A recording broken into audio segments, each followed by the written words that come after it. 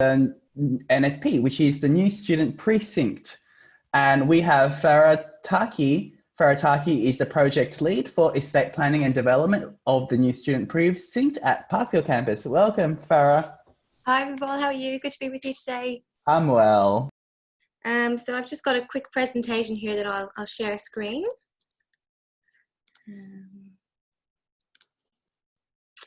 And I'll just run you quickly through an introduction to the new Student Precinct.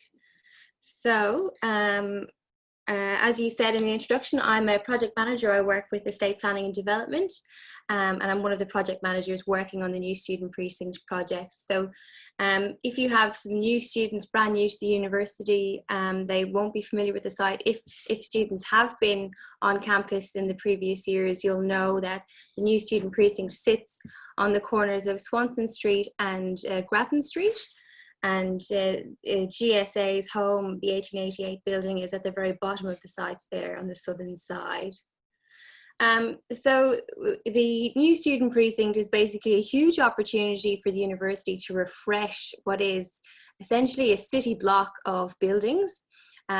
We have, as you'll see there in the old picture, there was a lot of non-DDA compliant ramps and interventions that had happened sort of over the decades, and we decided to remove a lot of this, address a lot of the backlog maintenance, and refresh the whole site and co-locate critically at the same time all of our student facing services into one place, which is a huge thing. The kind of geographical centre of the University of Melbourne has moved over time. We've got about 50% studying below Grattan Street and above Grattan Street. So now we'll be at the new heart of the Parkfield campus, close to the Swanston Street tram stop and close to the future Metro underground stop there as well. And just down on the right there, you'll see a future look at the front of the Frank Tate building and the new amphitheatre. So we've dug back down into the ground, lowered the ground plane, and there's a beautiful amphitheatre space, or there will be when the project is finished, that students can hang out in, program into, and you'll see there's a little guy there playing some music. So what's going into the new Student Precinct? There's several buildings. We have two brand new buildings. On the right hand side here, we've got the Arts and Cultural Building, which will house a lot of the arts and cultural facilities that exist currently in Union House. They're coming over into this brand new building. We'll have two theatres, a gallery, and some food and retail in that building as well. The Alice Hoy building, if for any existing students, they'll know that building, it has now been demolished. It's no longer there. And in its place, we're putting what we're calling the Student Pavilion building, which is a sort of a neighbourhood building. And I'm really sorry about the dog that's barking outside. We'll have on the ground floor, I guess, sort of food court with huge array of food and retail, a diverse food and retail offering, I guess, more diverse certainly than what's currently on offer in Union House. We'll have the amphitheatre. Doug MacDonald, UMSU, the University of Melbourne Student Union offices are housed in that building. There's also a whole bunch of informal study space. And that's the key thing about this precinct as well, is that they were bringing on a huge amount of informal study space, but none of it is tied to a faculty or a particular space. Students have complete equitable access to go wherever they want in this precinct, to use whatever spaces they want. And that even extends to the food and retail food courts. If you buy some noodles over here, you're free to go and eat them wherever you like, and that's no problem.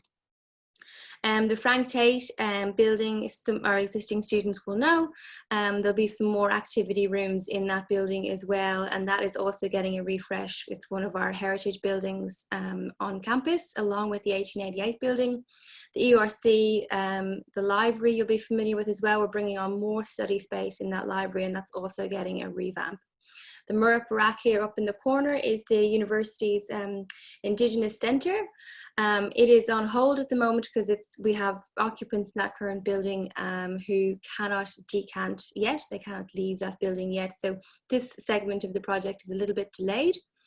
And then the 1888 building, which GSA will be most interested in, because this houses the GSA offices and services. And this, of course, as well, is one of our most important heritage buildings on campus. And lucky for GSA, this was the first cab off the rank in terms of the project build. And I think we're down to near about 50 days to practical completion for that building now. So I don't think you'll be getting into it straight away, given the current circumstances, but the build is well underway. The one thing that you'll probably hear if you hear about this project, and the biggest thing about it, and is a huge big deal for the university, is it's the first co-designed or co-created project with students. That means students have been prioritised from the very beginning. We went out to all of our students and asked them what it is they wanted to see in such a precinct.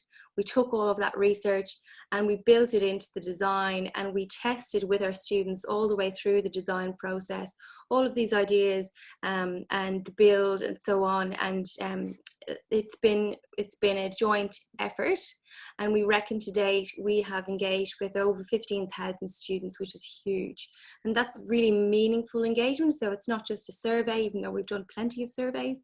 We have student ambassadors that work for the project across the diversity of faculties, and they sort of promote the project for us as well. Critically, we have students sitting on the governance for this project, and we have members from GSA actually that sit on the most senior governance committee for the project, the steering committee, and they get a say in all of the key decisions that we make on this project. And in my next slides, I'll call out a couple of things that are, you know, the most important big ticket items for this project. But the co-creation's been really fantastic for us because it's given us the agency to drive. You know, a lot of these initiatives that are really important to students, and one of the biggest ones is sustainability. And I heard the lady speaking earlier on about the sustainability initiatives on campus, and we're doing loads in that space as well. So don't mean for anyone to read through these slides. I'll just flick through them quickly to give you a flavour of what's actually going into the precinct.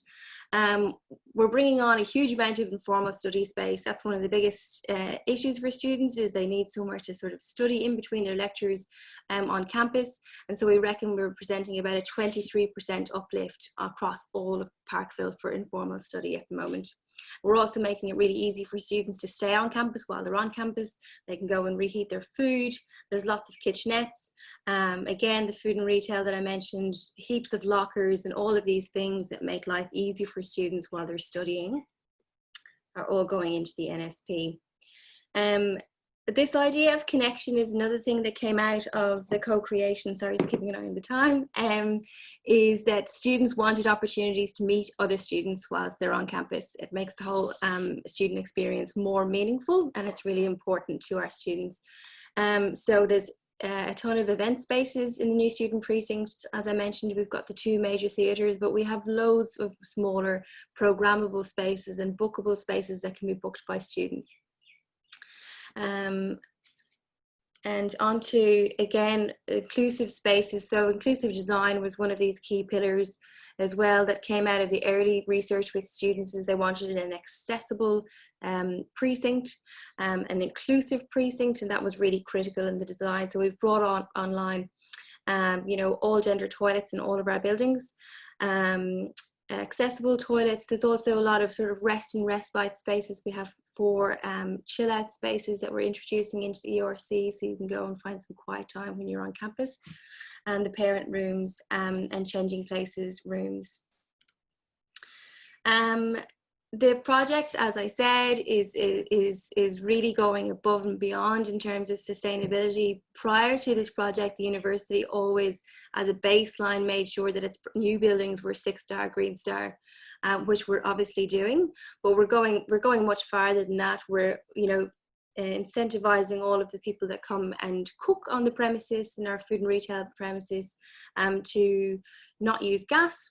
So that's moving towards the university's targets of the removal of gas altogether.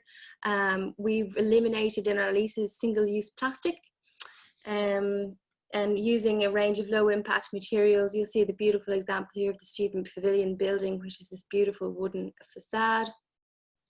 So all of those great things. And then the other key piece is that the project is a signature project for the university's Reconciliation Action Plan, which means I guess Indigenous engagement has been critical to this project. And I mentioned earlier the new home for Murrap Barak, which is also coming onto the new student precinct. Just to give your students a quick example of what that is, we have some activations that we are running at the moment where we've engaged some of our students to design a couple of elements that are going into the precinct along the theme of reconciliation. And that's manifesting itself in some customized tree grates that we'll be putting around, I believe, the 1888 courtyard, and some glass bricks, and then some specifically designed Indigenous carpet as well for the arts and cultural building. Another point of interest, the project has run a lot of activations over the life of the project since about 2016, 2017. Obviously, this landscape is a little bit changed now with COVID. We're having to flip everything onto online. These initiatives that you see here are still available in an online format, and Next Wave have been for several years now our key cultural partners, and they are running a really great engagement for next year, just looking at all of the things that our existing students find interesting and valuable about being on the university Parkville campus, and that will be available online as well. This is just a quick list for you to show you all of the programmable spaces that will be available to students once the project is online. And I should say we're targeting at the moment an opening of 2022. So it's a little bit away, even though the 1888 building will be online much sooner, importantly for you guys. And then if I'm not too far over time, I just want to run through just really quickly some renders to give you a sense of what this will look like when it's finished. So that's just an overview. And you have the 1888 building here down on the southern side of the precinct. The amphitheatre you've seen, the student pavilion, this is the community neighbourhood building. It'll have a student kitchen that can be booked on the upper floor here, and a community garden. This is the ERC building, which you may recognise is also getting a refresh. This is the Doug McDonald building and the new atrium that's been built in front of it. And there's all these beautiful, nice little courtyards, not courtyards, but laneways in the new precinct as well. And all of the buildings are connected by link bridges, so you can easily move through and up vertically through the precinct as well once you've arrived on site. This is the Frank Tate building, again, getting a bit of a new lease of life by opening itself up to its surrounds and into the amphitheatre. The 1888 building, which I mentioned again, which will house the GSA offices and services, graduate formal and informal study spaces, a student kitchen, PhD and RHD study spaces, bookable collaborative spaces, a child-friendly study space, and of course some food and retail as well in that building. And this is just an image here, render here of the Western Courtyard. The Arts and Cultural building, looking at it from Monash Road. And then finally, we have the 1888 building here on the right-hand side, and then the Murrap Barak building, which will have this new welcome ground designed into the front of it. And that is it from me. Do you have any questions? Yeah, do we have any questions from our participants? Let me have a check in the chat, but I'll ask the question in the meantime. What beautiful renderings. It looks like there's a lot of nature being incorporated into these designs. What was the reasoning behind that? So I mentioned that sustainability was a huge principle for us, but the project was also a key landscaped project. So we knew that we had a huge amount of outdoor space. If you think about, if you're building just one building, you only have a little sort of skirting of landscaping to play with, whereas we had this whole precinct. So we wanted to use all of that open space and our rooftops as well to get as much greenery in there as possible. So we were targeting, I think we're targeting about 36% canopy cover, which is really great to hit once our trees are established and everything else. Yeah.